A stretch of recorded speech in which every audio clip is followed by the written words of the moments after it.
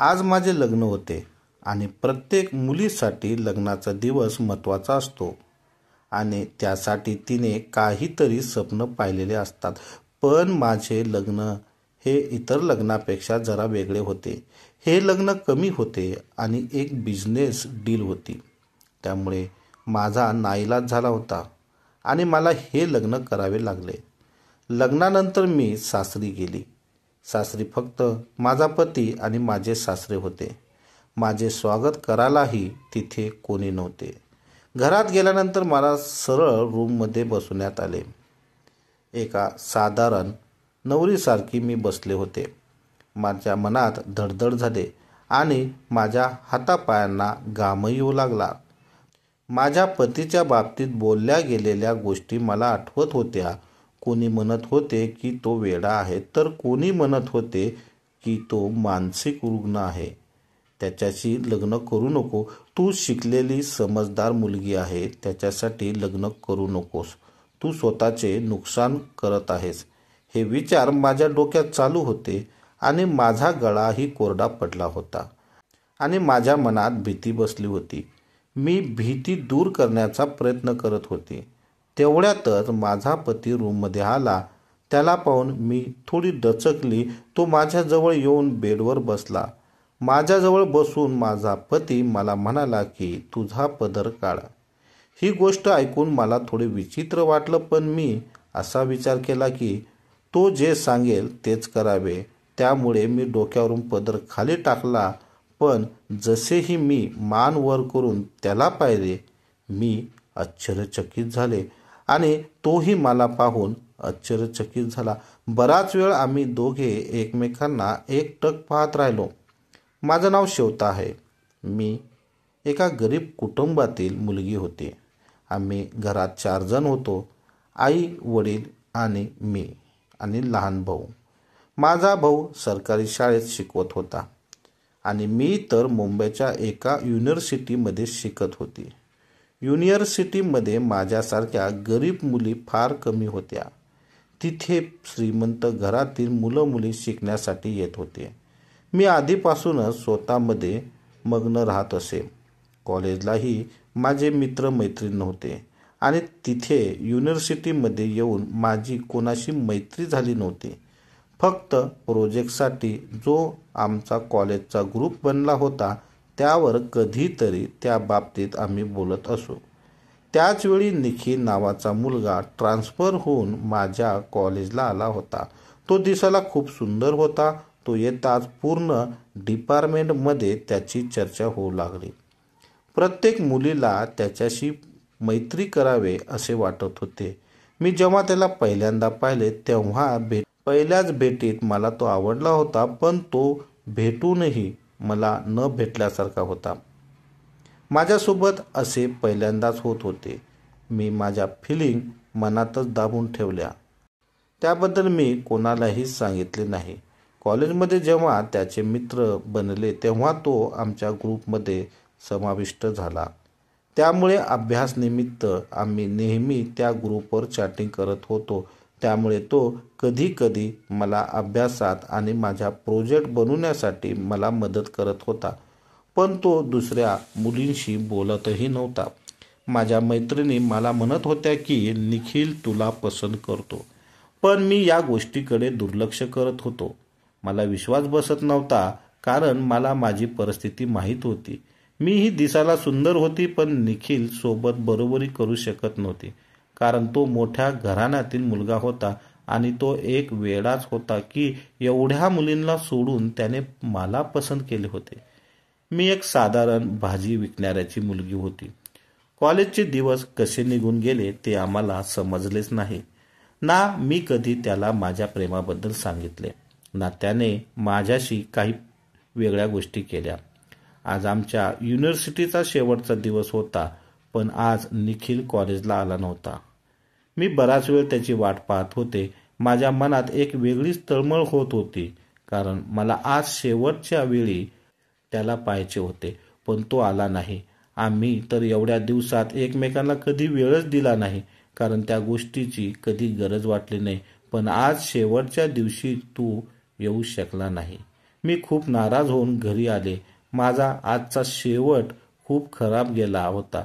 काही दिवस भर अभ्यास आणि थकवा काढण्यात निघून गेले. त्यानंतर युनिव्हर्सिटी सोडल्यानंतर माझ्या आयुष्यात एक वेगळीच वळण आलं.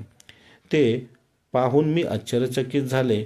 माझ्या वडिलांना अचानक हार्ट अटॅक आला आणि ते बऱ्याच दिवस हॉस्पिटलमध्ये ॲडमिट होते. त्यामुळे त्यांचे कामही बंद होते. त्यासोबतच चेकअप केल्यावर असे माहीत झाले की त्यांचे मोठे ऑपरेशन करावे लागणार आहे आणि आमची परिस्थिती एवढी चांगली नव्हती की आम्ही त्यांचे एवढे मोठे ऑपरेशन करू शकेल.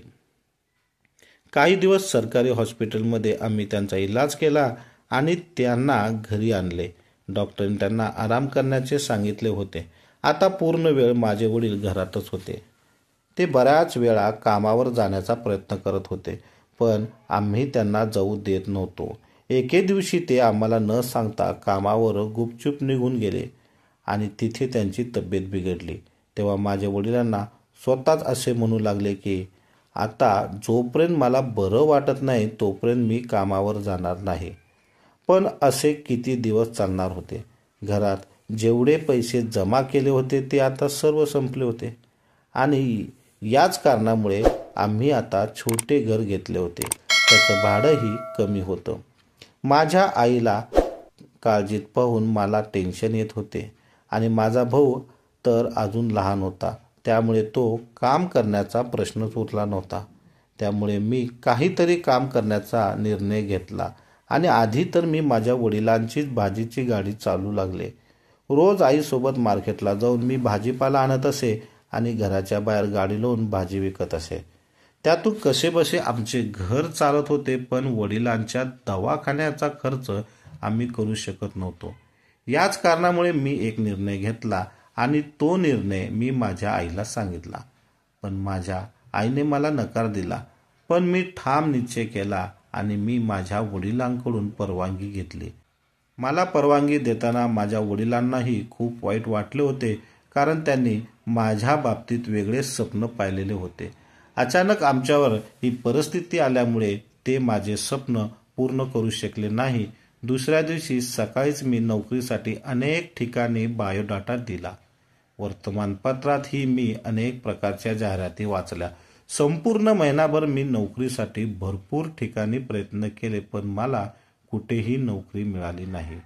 मी इंटरव्ह्यूला जात होते, पण तिथे आधीच कोणाचे तरी सिलेक्शन झालेले असायचे. तेवढ्याच दिवसात एका ठिकाणी मला जॉब मिळाला. पगार तर जास्त नव्हता, पण काम चांगले होते. मी खूप आनंदाने त्या जॉबसाठी होकार दिला. जॉबला जाऊन मला थोडे दिवस झाले होते तेव्हा माझ्या सरांनी मला त्यांच्या कॅबिनमध्ये बोलवले आणि मला म्हणाले की श्वेता, तू जेवढ्या चांगल्या पद्धतीने काम करते त्याबद्दल तुला कमी पगार मिळतो असे तुला वाटत नाही का? माझ्या सरांनी मला हा प्रश्न विचारला तर मी थोडी गोंधळून गेले आणि मला सुचत नव्हते की त्यांना काय उत्तर द्यावे. नंतर मी मोठ्या हिमतीने त्यांना हो म्हणाली आणि ते मला एकटक पाहू लागले. मला थोडे अस्वस्थ वाटले. त्यानंतर ते मला म्हणाले की तुझी पगार आणि पोस्ट वाढू शकते, पण जर तू मला खुश ठेवशील तर. त्याने असे सांगितल्यावर मी प्रश्नार्थक चेहऱ्याने त्याच्याकडे पाहू लागले आणि म्हणाले की कशा प्रकारे? जेव्हा तो हसत मला म्हणाला की श्वेता, तू एवढी तर समजदार आहे की मला काय म्हणायचे आहे, तू फक्त मला खुश ठेव. हे ऐकून माझे रक्त सळसळू लागले आणि मला खूप राग आला. मी रागाच्या भरात त्याला म्हणाले की तुझ्यासारख्या नालायक माणसामुळेच मुली घराबाहेरून पडत त्याला घाबरतात. मला तुझी नोकरी नको आणि तुझा पगारही नको. एवढे बोलून मी कॅबिनच्या बाहेर आले.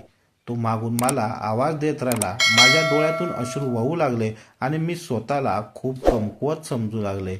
या जगात गरजू लोकांसाठी मदत नाही असे मला वाटू लागले. बराच वेळ मी रस्त्याने चालत राहिली. त्यानंतर मी घरी जायला निघाली. घरी पोचताच आईने माझा नाराज चेहरा पाहून मला विचारले की काय झाले आहे, तू नाराज का आहे? आईने विचारताच मी ढसाढसा रडू लागले आणि आईला सर्व काही खरं सांगितलं. ते ऐकून आईने मला छातीशीत लावले आणि माझे सांत्वन केले आई म्हणाली, बेटा, जर तू घराबाहेर पडली आहेस तर तुला अशा अनेक व्यक्तींचा, अनेक अडचणीचा सामना करावाच लागेल. असे बरेचसे लोक तुला अडथळा निर्माण करतील, पण तुला खंबीरपणे उभे राहायचे आहे. तू अजिबात घाबरू नकोस. आईने मला भरपूर समजवण्याचा प्रयत्न केला, पण मी खूप नाराज झाली होती. दुसऱ्या दिवशी मी पुन्हा नवीन ठिकाणी जॉब शोधायला गेली आणि लवकरच माझ्या नशिबाने मला एका कंपनीमध्ये जॉब मिळाला. हा जॉब आधीच्या जॉबपेक्षा खूप चांगला होता आणि तिथे मला पगारही जास्त होते. आता माझं काम सोपं झालं होतं. तिथे काम करता करता मला 4 महिने निघून गेले. तेथील वातावरणही चांगले होते. मी आतापर्यंत येथील कंपनीत मालकाला पाहिलेच नव्हते, पण कंपनीत त्यांच्या मुलाविषयी बरीच चर्चा होती. कोणी त्या मुलाला वेडा म्हणत होते तर कोणी सायको, पण मी आजपर्यंत त्याला पाहिले नव्हते. कदाचित तो इथे येतच नव्हता. मीही फक्त तिथे कामाचे काम ठेवत होती. एके दिवशी मालकाने मीटिंग ठेवली आणि त्यांच्याकडून एक वेगळी सूचना मिळाली. कंपनीचा मालक म्हणाला की जी मुलगी माझ्या मुलासोबत लग्न करायला तयार आहे आणि त्यासोबत 2 दिवस घालवेल तिला मी बरीच मोठी रक्कम देईन. मला कंपनीच्या मालकाची ही गोष्ट आवडली नाही. देव जाणे त्याच्या मुलांमध्ये काय कमतरता होती, पण त्यानंतर बऱ्याच वेळा हे ऐकण्यात आले की कोणीही मुलगी मालकाच्या मुलासोबत लग्न करायला तयार नाही. पण अचानक माझ्या मनात हा विचार पुन्हा पुन्हा येऊ लागला की जर मीच मालकाच्या मुलाशी लग्न केले तर मला भरपूर पैसे त्या बदल्यात मिळतील आणि मी माझ्या वडिलांची ट्रीटमेंट करू शकेल. माझे वडील चांगले झाल्यावर पुन्हा आमचे प्रॉब्लेम दूर होतील असे मला वाटू लागले. आणि हे तर खोटं लग्न आहे. मला कुठे त्याच्यासोबत आयुष्यभर राहायचे आहेत. पण मन म्हणत होते. त्यामुळे मी ही गोष्ट करायला तयार झाली आणि मी माझ्या मालकाला होकार दिला. माझा होकार ऐकून मालक खूप खुश झाला आणि सुट्टीचा दिवस पाहून आमचे लग्न ठरवण्यात आले. मी घरी येऊन ही गोष्ट माझ्या आईला सांगितली तर तिला खूप आश्चर्य वाटले आणि ती माझ्यावर नाराज झाली. माझे वडील माझ्यावर नाराज झाले होते. लग्न करण्यामागचा माझा हेतू एकच होता की मला माझ्या वडिलांचा इलाज करण्यासाठी पैसे हवे होते. त्या व्यतिरिक्त मला दुसराच पर्याय नव्हता. 2-3 दिवस माझे आईवडील माझ्यावर नाराज होते. त्यानंतर ते मला प्रेमाने समजू लागले, पण आता मी समजण्याच्या मनस्थितीत नव्हती. त्यामुळे मी त्यांचे ऐकून घेतले नाही आणि रविवार पाहून आमचे लग्न करण्यात आले. मी आतापर्यंत माझ्या पतीचा चेहरा पाहिला नव्हता, पण त्याचे नाव ऐकून मला आश्चर्य वाटले होते, कारण त्याचे नाव निखिल होते. पण या जगात निखिल नावाचा एकच व्यक्ती तर असू शकत नाही ना, असा विचार मी केला आणि देव जाणे हा कोणता वेडा आणि कोणता सायको मुलगा होता. मी लग्न करून माझ्या सासरी आले आणि जेव्हा रूममध्ये मी माझ्या पतीला पाहिले तेव्हा मी आश्चर्यचकित झाले. तो खूप प्रेमाने आणि एकटक माझ्याकडे पाहत होता. मी लाजून मान खाली घातली आणि त्याला विचारले की तुला काय झाले आहे? तू असा कसा वेड्यासारखा वागत आहे? माझे बोलणे ऐकून निखिल मला म्हणाला की मी नाशिकवरून मुंबई युनिव्हर्सिटीला शिकण्यासाठी आलो होतो. तिथे मला तुझी भेट झाली. तू एका ठिकाणी बसून आपले नोट्स तयार करत होती तर तू इतर मुलीसारख्या चेहऱ्यावर मेकअप केला नव्हता. तरी सुद्धा खूप सुंदर दिसत होती. तेव्हा मी तुला पाहत राहिलो. असे नव्हते की तुझ्या आधी माझ्या आयुष्यात मुली आल्या नव्हत्या, पण त्या फक्त टाइमपास करण्यासाठी होत्या. पण तुला पाहून मला तुझ्यावर प्रेम झाले होते आणि तिथेच मी माझ्या आयुष्याचा निर्णय घेतला होता की मला तुझ्याशीच लग्न करायचं आहे. तुला पाहणे, तुझ्याशी गप्पा करणे मला आवडू लागले होते. त्यासाठीच त्यांनी मला मुंबईहून बोलून घेतले होते. मी त्यांना तुझ्या बाबतीत सगळे सांगितले, पण तू गरीब कुटुंबाची असल्यामुळे त्यांनी मला नकार दिला आणि मी तुला भेटू शकलो नाही. माझ्या वडिलांना माझ्यासाठी फक्त त्यांच्याबरोबरचे स्थळ हवे होते, कारण त्यांना त्यांचा बिझनेस वाढवायचा होता. मी त्यांना अनेक वेळा समजवण्याचा प्रयत्न केला, पण त्यांनी माझे काहीही ऐकले नाही आणि एका ठिकाणी माझे लग्न ठरवून दिले. आणि याच कारणामुळे मी शेवटच्या दिवशी कॉलेजला येऊ शकलो नाही. मला ही गोष्ट चांगलीच माहिती होती की तूही मला पसंत करते, पण शेवटच्या दिवशी मला तुझी अपेक्षा तोडायची नव्हती आणि त्यामुळे मी कॉलेजला आलो नाही. माझ्या वडिलांनी माझे एंगेजमेंट खूप धूमधडाक्यात केले. मी माझ्या वडिलांच्या निर्णयापुढे जाऊ शकत नाही, पण त्यानंतर मी खूप शांत राहू लागलो. माझी होणारी बायको माझ्यासोबत बोलण्याचा प्रयत्न करत असे, मला बाहेर घेऊन जाण्याचा प्रयत्न करत असे, त्यासाठी मोठे मोठे गिफ्ट आणत असे, पण मला या सर्व गोष्टी आवडत नव्हत्या. मला पुन्हा पुन्हा तुझी आठवण येत होती आणि एके दिवशी मी युनिव्हर्सिटीच्या ऑफिसमधून तुझा पत्ता मिळवला आणि तुझ्या घरी पोचलो. तिथे जाऊन मला माहिती झाले की तू हे घर सोडून निघून गेली आहेत. मी खूप निराश झालो आणि मी सर्व अपेक्षाही सोडून दिल्या. आता मी तुला कुठे शोधावे हा प्रश्न मला पडला आणि त्याच दरम्यान माझ्या होणाऱ्या पत्नीसोबत माझे भांडण झाले. ती मला बाहेर जाण्याचा फोर्स करत होती, पण माझी जराही इच्छा नव्हती. त्यामुळे मी तिला नकार दिला आणि माझा नकार तिला सहन झाला नाही. तिने माझ्या बाबतीत तिच्या वडिलांना सांगितले. तिच्या वडिलांनी ही गोष्ट माझ्यासमोर शेअर केली आणि आमच्या घरात तमाशा उभा राहिला. या बाबतीत माझ्या वडिलांनी मला खूप सुनावले आणि मला धमकी दिली की मला त्या मुलीची माफी मागितली पाहिजे आणि तिला चांगली वागणूक दिली पाहिजे, नाही तर बिझनेसमध्ये नुकसान होणार आहे. पण माझा तसा काही हेतू नव्हता. मी तिला माफीही मागितली नाही आणि माझी वागणूकही बदलली नाही. त्यामुळे माझे लग्न मोडले. या कारणावरून माझ्या वडिलांना खूप राग आला, पण थोड्या दिवसात त्यांनी माझ्यासाठी दुसरे स्थळ शोधू लागले आणि मला त्या मुलीला भेटण्याचा बराच वेळ दिला. माझ्या वडिलांची अशी इच्छा होती की लवकरात लवकर आम्ही एकमेकांना समजून घ्यावे आणि त्यानंतर ते आमचे लग्न ठरवतील. पण मी आता घरात राहू लागलो आणि माझे कुठेही मन लागत नव्हते. त्यामुळे माझे वडील मला नेहमी रागवत होते, समजवण्याचा प्रयत्न करत होते, पण ते माझे काही ऐकून घेत नव्हते. काही दिवसानंतर माझ्या वडिलांनी माझी काळजी वाटू लागले. आता ते मला वेळ देऊ लागले, माझ्यासोबत जेवण करू लागले, पण आता मला त्यांची गरज नव्हती. जेव्हा मला त्यांची गरज होती तेव्हा त्यांनी त्यांचा संपूर्ण वेळ आपल्या कामात घालवला होता. या कारणामुळे माझे ही लग्न मोडले. त्यानंतर मी माझ्या वडिलांना साफ शब्दात सांगितलं की आता माझ्यासाठी कोणतेही स्थळ पाहू नका, मला आता लग्न करायचे नाही, मला थोडा वेळ हवा आहे. कदाचित आता माझ्या वडिलांना ही गोष्ट समजली होती की त्यामुळे त्यांनी मला सावरण्यासाठी थोडा वेळ देण्याचा निर्णय घेतला. असे दिवस निघत गेले आणि मला सर्वांपासून वेगळे राहताना पाहून आता माझ्या वडिलांनाही वाईट वाटू लागले.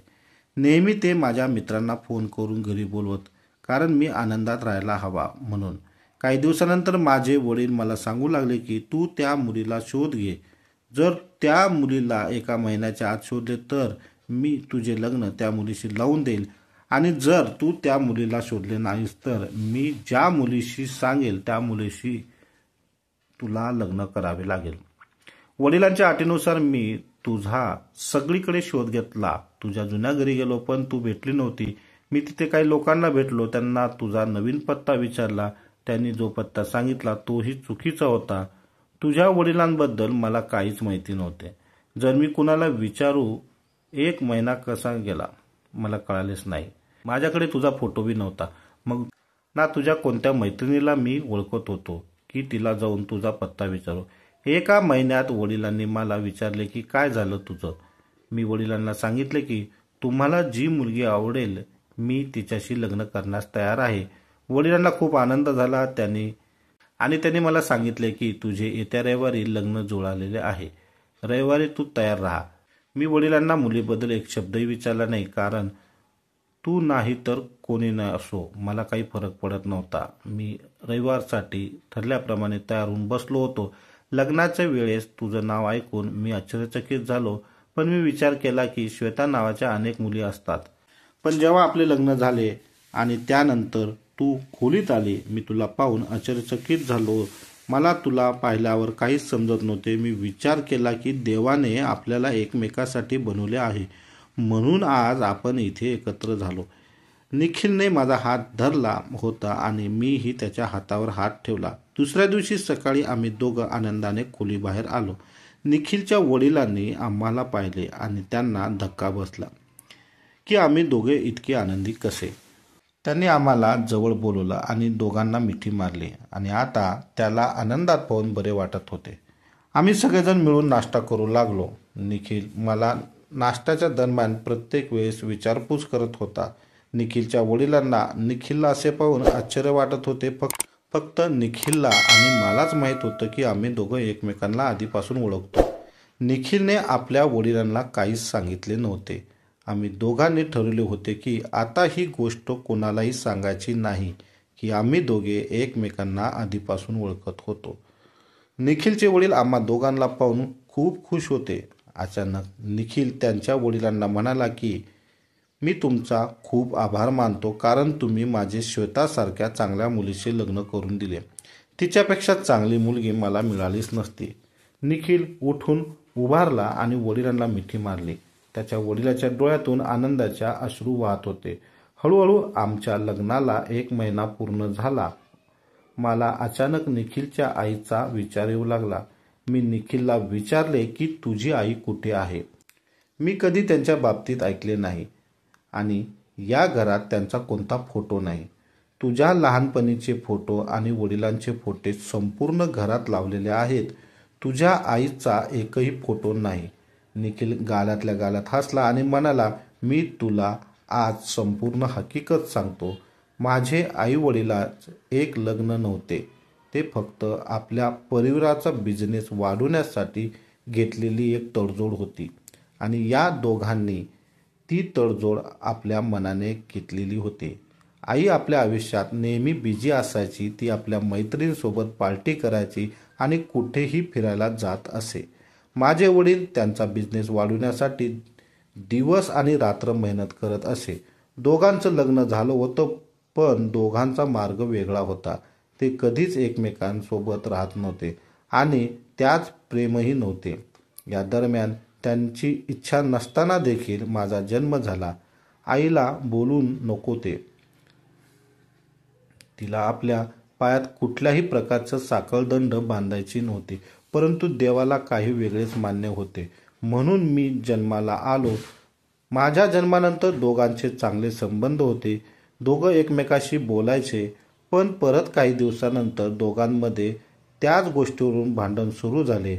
आईला वडिलांपासून तक्रार होती की तुम्ही मला वेळ देत नाही आणि वडिलांना आईपासून तक्रार होती की जेव्हा मी घरी येतो तेव्हा तू घरी राहत नाही. असं त्यांचे भांडण वाढू लागले. मी त्यावेळेस 8 वर्षाचा होतो जेव्हा आईचे बाहेर संबंध आहे असं आम्हाला कळाले. आई आपल्यापेक्षा कमी वयाच्या मुलासोबत फिरताना अनेक वेळा दिसली होती. वडिलांना आपल्या बिझनेसमधून वेळ मिळत नव्हता परंतु त्यांना कोणी ना कोणी आईबद्दल सांगत होते. त्यावेळी वडिलांना असे काही कळाले होते. ते आईला शिवीगाळ करत आणि कधी मारतही असे. आणि एक दिवस आईने त्यांना घटस्फोटाची नोटीस पाठवली. ज्यावेळेस ती नोटीस त्यांच्या हातात पडली तेव्हा ते धावत आईकडे गेले आणि आईच्या विनवण्या करू लागले. कारण आई बिझनेसची 50% भागीदार होती. जर आई त्यांना सोडून निघून गेली असती तर त्यांच्या हातून 50% बिझनेस गेला असता. वडिलांनी आईच्या खूप विनवण्या केल्या परंतु आई काहीही ऐकण्याच्या मनस्थितीत नव्हती. वडिलांशी घटस्फोट घेऊन तिने दुसरे लग्न करण्याची तयारी केली होती. तिला माहीत होते की माझे वडील तिला सहजासहजी घटस्फोट देणार नाही म्हणून तिने घटस्फोटाची केस कोर्टात टाकली. वडिलांनी आपल्या बाजूने शहरात सगळ्यात मोठ्या वकिलाला केस सोपवली होती. तरी देखील आईचेच वकील जिंकले आणि कोर्टातून आईला घटस्फोट मिळाला आणि सोबतच वडिलांना आईचे 50% शेअर परत करावे लागले. त्यामुळे वडिलांच्या बिझनेसमध्ये खूप मोठे नुकसान झाले होते. काही दिवसांनी वडील सावरले. त्यांनी परत मेहनत केली आणि हा बिझनेस उभा केला. वडिलाचं आईवर खूप प्रेम होतं पण त्यांनी कधी दाखवले नाही. त्यांनी परत दुसरं लग्न देखील केलं नाही आणि घरातून तिची प्रत्येक वस्तू आणि फोटो काढून फेकून दिले. त्यांच्या भांडणाचा माझ्यावर खूप वाईट परिणाम झाला होता आणि आईने दुसरं लग्न केल्यामुळे माझा स्त्री जातीवरून विश्वास उडाला. मला असे आयुष्य नको होते आणि माझ्या आयुष्यात अशी स्त्री नको होती जिला आपल्या संसाराची काळजी नाही. संध्याकाळी तयार व्हायचं आणि क्लबमध्ये जायचं. हा विचार करायचा नाही की आपला मुलगा आणि आपला पती संध्याकाळी काय खातील. म्हणून मला कुठल्याही महिलावर विश्वास ठेवायचा नव्हता. मला फक्त अशी बायको हवी होती की जी फक्त माझी काळजी घेईल आणि माझ्याशी प्रेम करेल व माझ्या घरात चांगल्या प्रकारे सांभाळेल आणि जेव्हा मी कामावरून परत येईल तेव्हा ती माझे हसून स्वागत करेल. जेव्हा मी तुला पाहिलं तेव्हा मला कळाले की तूच ती स्त्री आहे जी माझी पूर्णपणे काळजी घेईल आणि माझे आयुष्य बदलून टाकेल. पण वडिलांनी मला अनेक मुली दाखवल्या. मला त्यातील काही मुली आवडल्या देखील, पण त्यांचे राहणीमान माझ्या आईसारखे होते म्हणून मी त्यांना नकार दिला. मी हळूहळू या सगळ्या गोष्टीपासून लांब जात होतो. मला कळाले की मी ज्या मुलीला शोधत आहे ती मुलगी मला मिळणार नाही. पण माझ्या आयुष्यात तू आली आणि माझे आयुष्य बदलून गेले. निखिलने असे बोलत माझ्या खांद्यावर हात ठेवला आणि मीही त्याला मिठी मारली. कारण मला माहिती होते की निखिलचे माझ्यावर खूप प्रेम आहे. आम्ही दोघे आमच्या आयुष्यात आनंदाने जगू लागलो. खरं आहे, जर कुणावर प्रेम केले तर ते प्रेम शेवटपर्यंत घेऊन जा.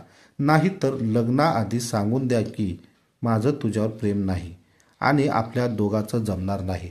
लग्न झाल्यावर एक मूल झाल्यावर संसार अपूर्ण राहिला आणि दोघांपैकी कोणा एकाचे लग्न झाले तर एकाला खूप त्रास सहन करावा लागतो. कारण तो लग्न करत नाही, तो खरोखर खूप प्रेम करतो. म्हणून नवरा बायकोने एकमेकांना समजून घेणे खूप गरजेचे आहे. प्रत्येक जण कामात व्यस्त असतो, पण थोडा का वेळ असेना आपल्या कुटुंबात वेळ काढा. त्यांच्या गरजा समजून घ्या व त्यांनाही समजून घ्या. मग तुम्हाला काय करायचे ते ठरवा. पण कुटुंबासाठी वेळ देणे खूप गरजेचे आहे. तर मित्रांनो, तुम्हाला ही कथा कशी वाटली हे आम्हाला कमेंट बॉक्समध्ये नक्की सांगा. चॅनलवर नवीन असाल तर सबस्क्राईब करायचं विसरू नका. पुन्हा भेटू पुढच्या व्हिडिओमध्ये. धन्यवाद.